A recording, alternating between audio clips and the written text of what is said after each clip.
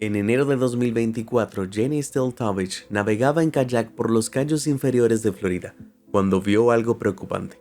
Un pez sierra de dientes pequeños se movía erráticamente en los manglares, casi como si estuviera poseído.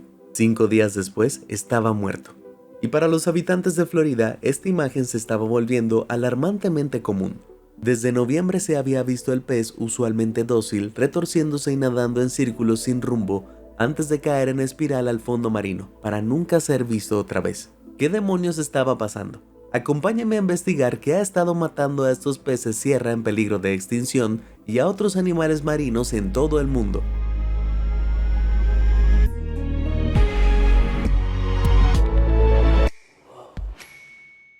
Antes de entrar en materia, necesitas saber un poco sobre el pez sierra. Se divide en 5 especies: enano, de dientes grandes; verde, de dientes de cuchillo; y de dientes pequeños. Las 5 son grandes, pero algunas especies alcanzan unos impresionantes 7 metros, más que un gran tiburón blanco.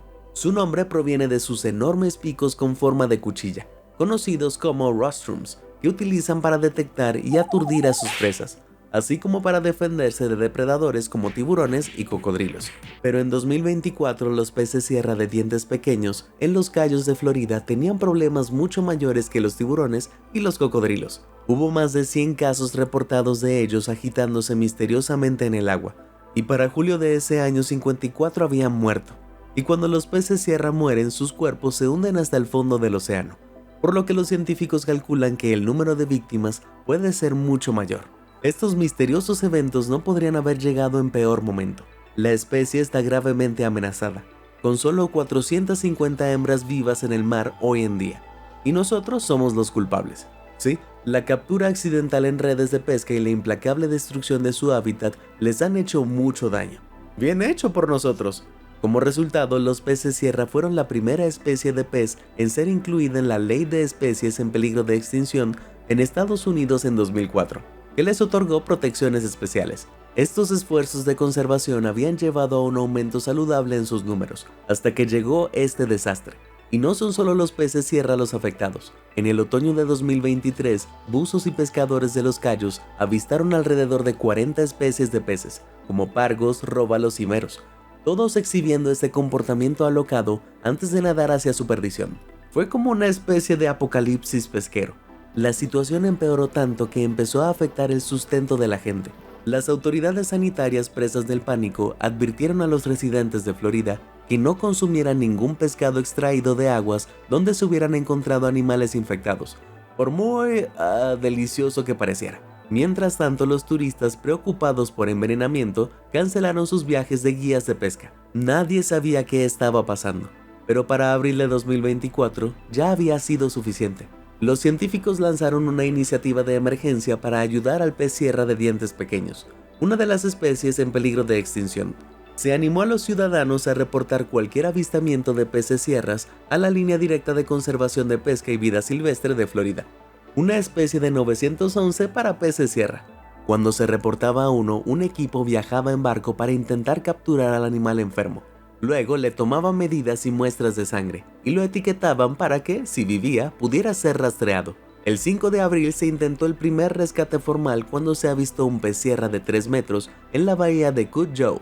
El ejemplar fue trasladado al laboratorio marino Mote en Sarasota.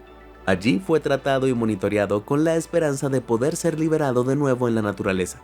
Desafortunadamente, a pesar de mostrar algunos signos de recuperación y recibir atención las 24 horas, la condición del animal empeoró y lamentablemente falleció 20 días después. Vaya, qué terrible. De hecho, nunca se había presenciado una mortalidad masiva de una especie en peligro de extinción como esta en la historia registrada. En respuesta, en julio, el estado de Florida destinó $2 millones a financiar la investigación. En ese momento, los científicos se vieron sometidos a una enorme presión para encontrar una respuesta rápida. Un ecologista llamado Ross Busick declaró: "El enigma era como tener un examen final que olvidaste y nunca estudiaste, y tienes 2 horas para aprenderlo todo. Yo definitivamente no me identifico". Para descubrir definitivamente la causa de este enigma, los científicos se adentraron en el corazón de los cayos y recolectaron muestras de agua y plantas marinas, analizando aspectos como los niveles de oxígeno, el pH, la temperatura, las bacterias, los contaminantes y las sustancias químicas. pero después de toda esta minuciosa investigación no encontraron nada. ¿Nada? Escuchaste bien, al menos nada definitivo.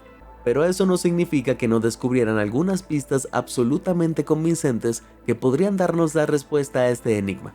Así es, dijeron que los botones de me gusta y suscribirse eran los culpables. Es broma, claro, pero en realidad deberías presionarlos, así no te perderás ningún video increíble como este. Ahora volvamos al misterio. Una de las primeras teorías principales fue la llamada marea roja. Este extraño fenómeno natural ocurre cuando ciertas especies de algas crecen sin control, produciendo toxinas dañinas que pueden diezmar la vida marina.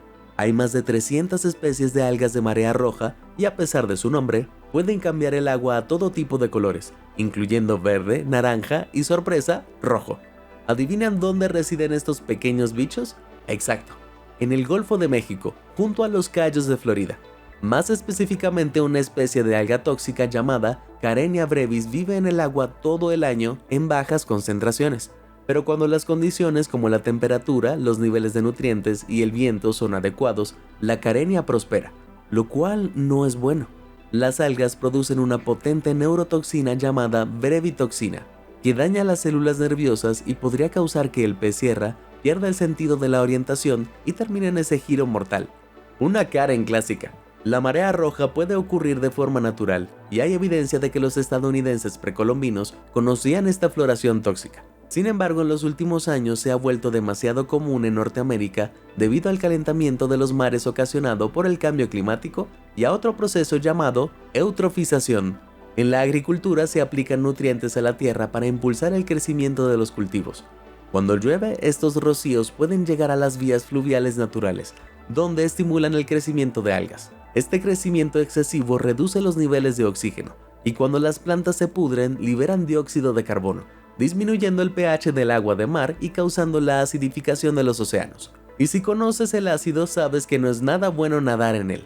En Estados Unidos, un preocupante 65% de las vías fluviales se han visto afectadas por el proceso de eutrofización. Basta con observar el caso de los manatíes de Florida. Estos adorables mamíferos regordetes disfrutan comiendo pastos marinos y en general relajándose. Pero en 2021, más de 1000 de ellos perecieron en la proliferación de algas.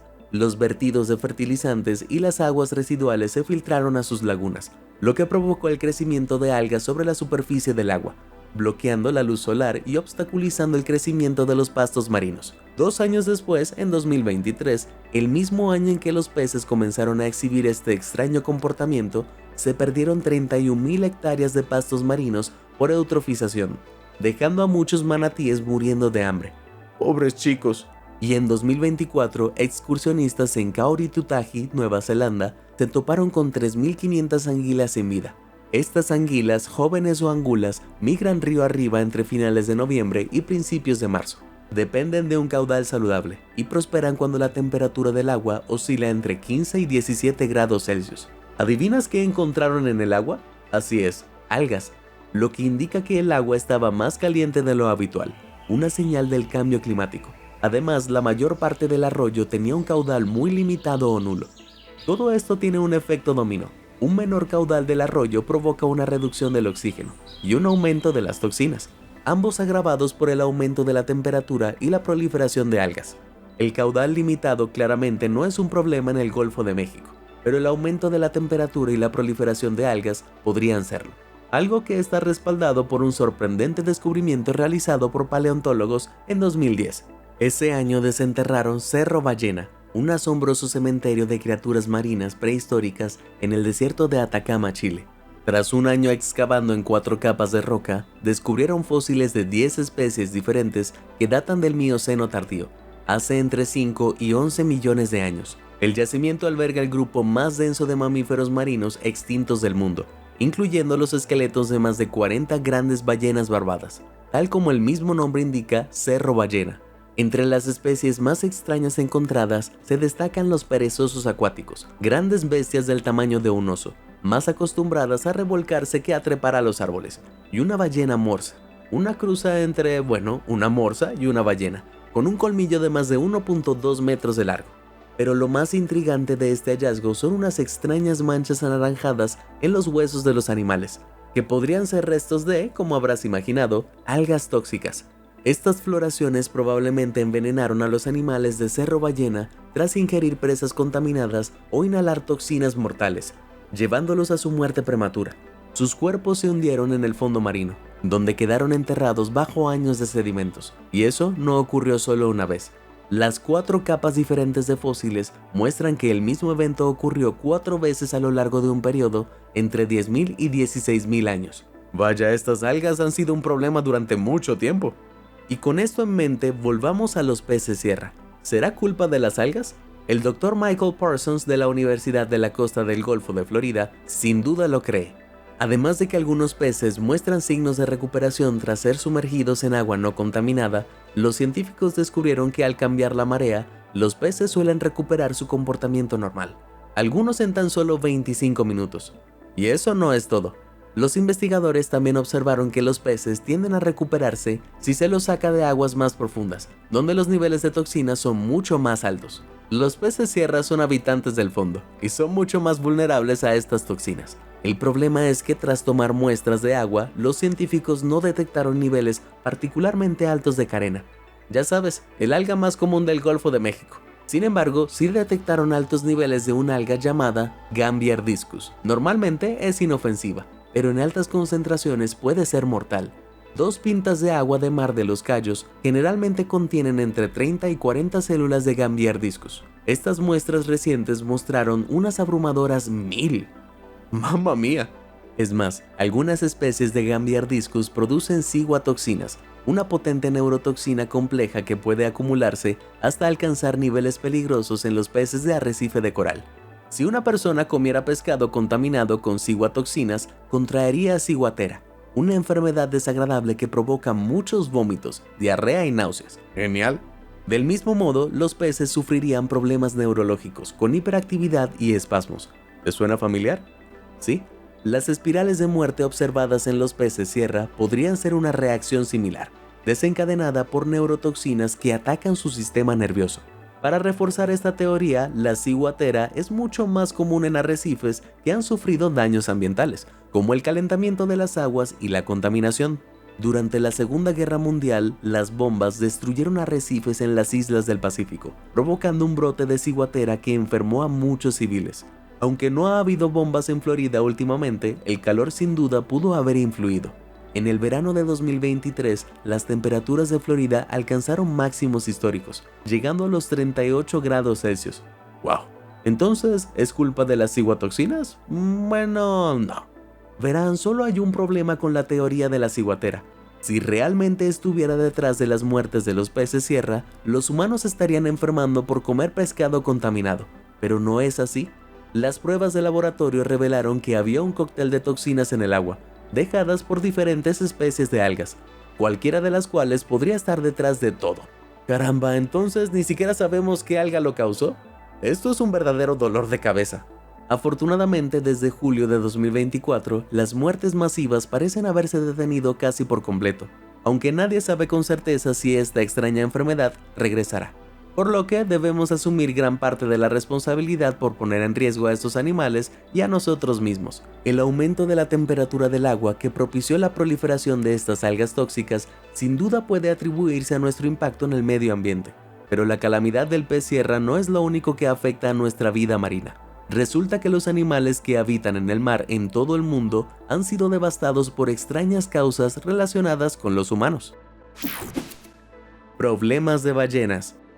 Todos hemos oído la frase pasarlo en grande, pero últimamente las ballenas no solo están pasando nada en grande. Basta con recordar el año 2022, cuando 230 ballenas piloto aparecieron misteriosamente en la costa del puerto de Macquarie en Tasmania, Australia. Aunque algunas se salvaron, lamentablemente la mayoría falleció, y los agricultores locales tuvieron que remolcarlas mar adentro para que los carroñeros las devoraran. Y eso no es todo. Desde 2017, más de 500 ballenas minke y jorobadas han resultado gravemente heridas, varadas o muertas a lo largo de la costa este de Norteamérica. Entonces, ¿a quién se le atribuye esta tragedia? Quienes critican los parques eólicos marinos culpan a los estudios sísmicos. Antes de construir los parques eólicos, es necesario cartografiar la zona enviando pulsos de sonido extremadamente fuertes a través del agua, conocidos como estudios sísmicos. Algunos argumentan que la contaminación acústica que producen perturba a las ballenas, que dependen en gran medida del sonido y en esencia provocándoles pánico. Sin embargo, los científicos han descartado esto como un montón de tonterías. La Oficina de Gestión de Energía Oceánica dice que sus estudios solo generan niveles de sonido de alrededor de 220 decibeles. Eso es mucho más silencioso que las pistolas de aire sísmicas de 250 decibeles utilizadas para la exploración de petróleo y gas. A decir verdad, incluso si las ballenas fueran perturbadas por parques eólicos, simplemente se alejarían nadando. Entonces, ¿qué está ocurriendo? Bueno, los culpables más probables son el tráfico marítimo, la pesca industrial, los microplásticos y la conocida contaminación plástica. En 2018, un cachalote fue encontrado en una playa de Indonesia con más de 6 kilos de plástico en su estómago, incluyendo 115 tazas, 25 bolsas de plástico, 2 chanclas y más de 1000 trozos de cuerda. Rayos, imagina tener toda esa basura en tus tripas. Es horrible. Y lo más probable es que ni siquiera sea el peor de los casos. De todas las ballenas que han varado en la costa este de Estados Unidos entre 2016 y 2023, solo a la mitad se le pudo hacer autopsia debido a la magnitud de la tarea, ya que, como saben, las ballenas son grandes. Entre las examinadas, el 40% había sido golpeada por barcos o enredada en aparejos de pesca, pero no se ha identificado una única causa solucionable. Así que probablemente se trate de un sinfín de razones. ¿Tienes alguna solución para este desastre? Si es así, cuéntalo en los comentarios. Devastación de delfines. A medida que aumenta la temperatura del océano, las enfermedades que antes luchaban por sobrevivir en las aguas frías comienzan a proliferar, pudiendo tener consecuencias devastadoras para la vida marina. Entre 2013 y 2015, los cuerpos de 1.600 delfines aparecieron en las playas de la costa este, desde Florida hasta Nueva York.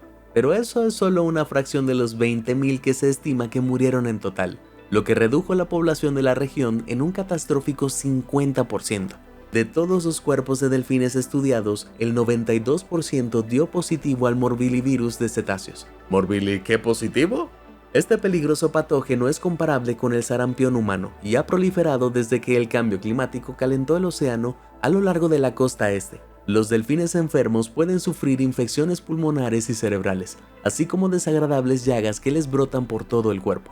Cuando piensas en delfines, probablemente los imaginas saltando alegremente fuera del agua, lo cual hacen no solo para respirar, sino para fortalecer amistades. Lamentablemente es durante estos momentos felices cuando pueden contagiarse mutuamente. Si dos delfines saltan fuera del agua uno al lado del otro, un delfín sano podría inhalar las partículas del virus exhaladas por uno enfermo, y si se tocan puede transmitirlo a través de heridas. Una delfín preñada incluso puede transmitirlo a su cría no nata.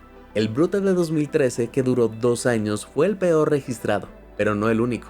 Entre junio de 1987 y mayo de 1988, se produjo otro que se cobró la vida de 900 delfines. El único aspecto positivo es que los animales que sobrevivieron a este brote desarrollaron anticuerpos contra el virus, lo que les impidió volver a enfermar. Estos delfines inmunes también ayudaron a proteger a otros delfines, ya que es menos probable que entren en contacto con un animal infectado, un fenómeno llamado inmunidad de grupo. Pero con el tiempo, estos delfines resistentes al virus morirán o se mudarán, dejando a las generaciones más jóvenes vulnerables a la enfermedad una vez más. Es un círculo vicioso sin una solución evidente. Por favor, necesito pañuelos. Pobres tortugas. Si pensabas que la cosa iba a ponerse más animada, me temo que te espera una desagradable sorpresa. Las tortugas son las siguientes, y posiblemente lo han pasado peor que los delfines. Algunas, especialmente las tortugas verdes en aguas estadounidenses, se han visto afectadas por una enfermedad realmente terrible, la fibropapilomatosis, también conocida por las siglas FP, mucho más fáciles de pronunciar.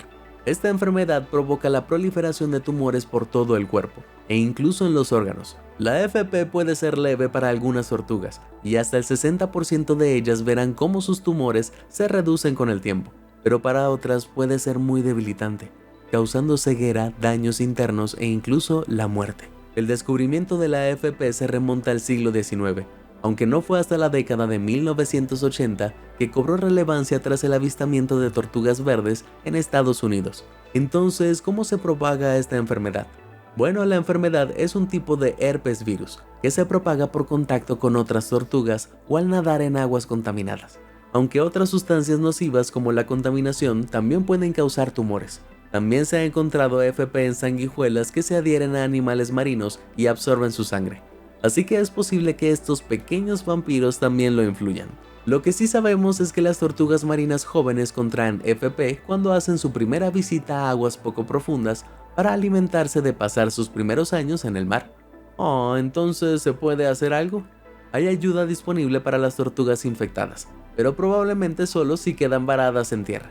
Una vez encontradas se pueden llevar al veterinario para que les extirpen los tumores quirúrgicamente y reciban tratamiento. Por fin, buenas noticias. Pero aunque esto puede ayudar a algunas tortugas, actualmente hay poco que hacer por la mayoría de las afectadas, ya que la FP aún no se comprende del todo. Ah, por supuesto que no. Entonces, si alguna vez ves a uno de estos pobres animales abandonados por la enfermedad, busca en internet la red de varamientos más cercana y repórtalo. Serás de gran ayuda. ¿Ves esas aves? Cuando pensamos en la vida marina, solemos centrarnos en las criaturas que nadan bajo la superficie. ¿Pero qué pasa con las que se elevan? Me refiero a las aves marinas. Lamentablemente, y quizá adivines lo que diré a continuación, algunas aves se enfrentan a verdaderos peligros. El Reino Unido es un lugar especial para dos de estas especies, el págalo grande y el alcatraz común, ya que las costas británicas albergan la mayoría de los págalos anidadores del mundo y la mitad de los alcatraces del planeta. En 2021, un brote mundial de H5N1, una variante de la gripe aviar, acabó con un catastrófico 75% de los págalos y un 25% de los alcatraces en todo el Reino Unido. Y para junio de 2022, Bass Rock, Escocia, que solía teñirse de blanco por sus millones de alcatraces anidadores, había perdido una cuarta parte de sus aves a causa de esta desagradable gripe. Las pobres aves sufren de falta de apetito, dificultades respiratorias y diarrea, antes de que finalmente las extermine por completo. Y sí, el brote se ha relacionado con el aumento de las temperaturas. En Norteamérica, los inviernos más cálidos y las primaveras tempranas podrían haber facilitado la propagación de algunas bacterias amantes de la humedad. El clima más húmedo también puede ayudar a que la gripe sobreviva en los excrementos de las aves y el agua contaminada. A pesar de lo que su nombre indica, la gripe también puede infectar a otros animales, incluyéndonos a nosotros. Sin embargo, no todos son malas noticias. La población de alcatraces pareció mostrar cierta recuperación en el verano de 2023. Incluso se pueden ver en los sobrevivientes, que tras recuperarse de la gripe, sus brillantes iris azules se vuelven extrañamente negros. Un poco espeluznante, ¿verdad? Los científicos aún no están seguros del porqué. Quizás deberían visitar a un oculista. Hay piojos por ahí. No sé a ti, pero a mí me encanta el delicioso salmón rosado. Y no soy el único. En 2022, el suministro mundial de salmón del Atlántico superó los 3 millones de toneladas. Bueno, puede que no te entusiasmes tanto después de que te cuente el problema que afecta actualmente al salmón de piscifactoría. En su piel crecen parásitos llamados piojos de mar, diminutos crustáceos de menos de 0.08 centímetros de largo que se adhieren a ellos y se alimentan de su sangre y carne. Cubren el cuerpo de los salmones con llagas que debilitan su sistema inmunológico y en casos graves puede causar muertes masivas. ¿Y qué ha causado esta terrible plaga? Bueno, las diminutas larvas de piojos de mar necesitan encontrar un huésped para sobrevivir, lo cual es difícil cuando se vive en alta mar. Pero en las piscifactorías donde los salmones se hacinan en cantidades anormalmente altas, es pan comido. Y al igual que en los humanos, las enfermedades y los parásitos se propagan con mucha más facilidad a través de poblaciones de alta densidad. Obviamente todo esto supone un dolor de cabeza grande para los piscicultores, ya que los peces infectados no pueden venderse. Los únicos tratamientos conocidos son químicos, pero estos pueden inhibir el crecimiento del salmón. Además, los parásitos han desarrollado resistencia a los más comunes. Dado que los piojos de mar tienden a permanecer cerca de la superficie, mantener a los peces en aguas más profundas ayuda, pero no se pueden cubrir completamente las jaulas, ya que el salmón necesita salir a la superficie para rellenar sus vejigas natatorias y así flotar. Para solucionar esto, los piscicultores han empezado a utilizar jaulas de snorkel.